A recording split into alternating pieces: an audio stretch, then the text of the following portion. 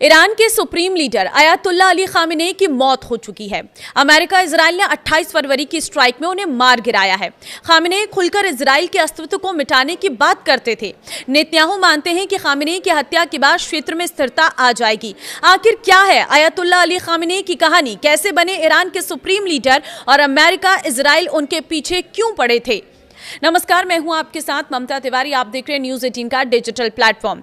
Israel के विदेश मंत्री गिदोन सार ने कहा है कि supreme leader Ayatollah Ali Khamenei को खत्म करने की जल्दी ईरानी सरकार के बनाए जा रहे न्यूक्लियर और मिसाइल प्रोग्राम से अस्तित्व के खतरे की वजह से हुई। गिदोन सार ने कहा है कि इस स्थिति में कुछ न करना ऑपरेशन एपिक फ्यूरी के तहत तेहरान में यूएस और इजराइल की जॉइंट एयर स्ट्राइक में अयातुल्ला खामेनेई के मारे जाने के 2 दिन बाद अधिक खतरनाक था। जब बताया गया कि ईरान के साथ बातचीत पहले से ही चल रही है, तो इजरायली नेता ने कहा है कि अमेरिका इस नतीजे पर पहुंचा है कि तेहरान समय बर्बाद कर रहा है। अपने बैलिस्टिक मिसाइल प्रोग्राम के हमले में अमेरिकी रेड लाइन को पूरा नहीं कर रहा है। गिदोन ने कहा कि हमें पता था कि बहुत कम समय में ईरान अपना पूरा न्यूक्लियर प्रोग्राम एक बड़े गहरे अंडरग्राउंड इंस्टॉलेशन में लगाने वाला था। यहां इजराइल और अमेरिका हवा से असरदार तरीके से हमला नहीं कर सकते हैं।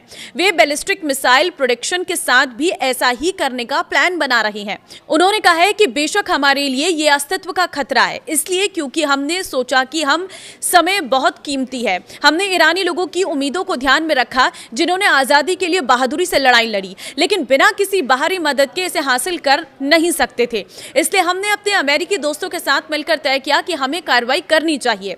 गिदोन सार ने कहा है कि बेशक मुश्किल हो सकती है, लेकिन इस स्थिति में कार्रवाई न करना कार्रवाई करने से ज्यादा खतरनाक है। खामेनेई की मौत ने ईरानी पावर स्ट्रक्चर में एक खालीपन पैदा कर दिया है। इसके अलावा दुनिया भर के लाखों शिया मुसलमानों के लिए टॉप पोजीशन खाली हो गई है, लेकिन हत्या तुरंत जीत में तब्दील नहीं होती। गिदोन सार ने कहा है कि सरकार के कुछ दर्जन प्रमुखों को खत्म कर दिया गया है, लेकिन वे अभी भी कंट्रोल में हैं और किसी भी पब्लिक प्रोटेस्ट को रोकने के लिए शहरों में तैनात है। उन्होंने एक संभावित सिविलियन ईरानी लीडर की पहचान के बारे में कोई पक्का वादा नहीं किया है। उन्होंने सुझाव देते हुए ईरानी लोगों को एक फेयर और फ्री इलेक्शन प्रोसेस के अंदर अपना अगला लीडर चुनना चाहिए। उनका मानना है कि जब तक मौजूदा सरकार उतनी ही पावरफुल है, तब तक ये मुमकिन नहीं है। यूएस और इजराइल ने शनिवार सुबह ईरान पर हवाई हमलों के साथ ऑपरेशन एपिक फ्यूरी शुरू किया, जिसमें तेहरान में एक सुरक्षित कंपाउंड पर भी हमला किया गया, जहां खामेनेई मौजूद थे। ईरान ने अपनी पूरी ताकत से जवाब दिया, क्योंकि मिसाइलें खाड़ी के स्काईलाइन में एक दूसरे से टकराई, जिससे नतीजे में दुबई, अबू धाबी, दोहा और मनामा जैसे अरब शहरों में धमाके हुए।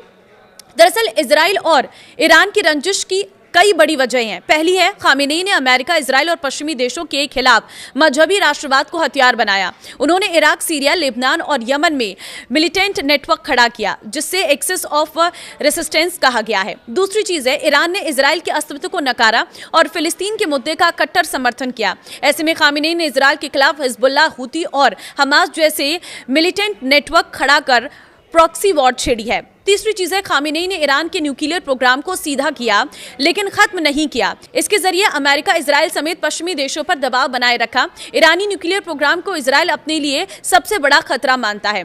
समय समय पर ईरान इजराइल के बीच शैडो वॉर यानी पीठ पीछे होने वाले मिलिट्री और साइबर अटैक जारी रहे हैं।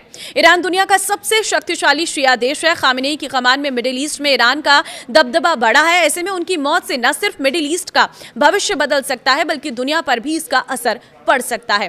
तो फिलहाल ये रही वो वजह जिसकी वजह से खामेनेई को इस तरह से सीधे टारगेट किया गया और इजराइल ने अमेरिका के साथ मिलकर ईरान पर हमला किया है। आप क्या मानते हैं इस वजह के पीछे का कारण, और क्या ये वॉर ठीक है? क्योंकि अब ये बहुत लंबी चलनी है। मुझे कमेंट में अपनी राय जरूर दें।